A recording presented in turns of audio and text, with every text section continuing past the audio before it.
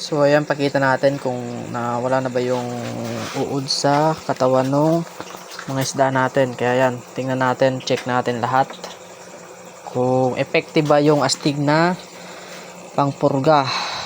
Yan. Kasi kaninang umaga sobrang daming Camelanosus worm nito. Yan. Punong-puno yung puwet, bumubuka. Yan. Tingnan natin kung effective ba yung astig na gamit natin. Lahat kasi ito eh. Yan.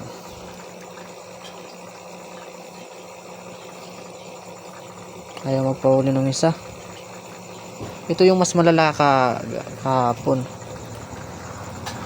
Yan. Tingnan natin kung mayroon pa ba. Yan. Yan. Kitang-kita bumalik na sa dati. Yan o. Wala na. Yan. Wala nang uod sa puwet. Pero medyo may buka pa naman yung iba. Pero wala nang uod na nakalabas. Yan. Yan o. Bumalik sa dati yung iba. Ito nga o. Na-lyre tail kanina o. Yan o. Ang pangitan niyan kanina tingnan. Sobrang payat na yan. Biglang naka-recover na.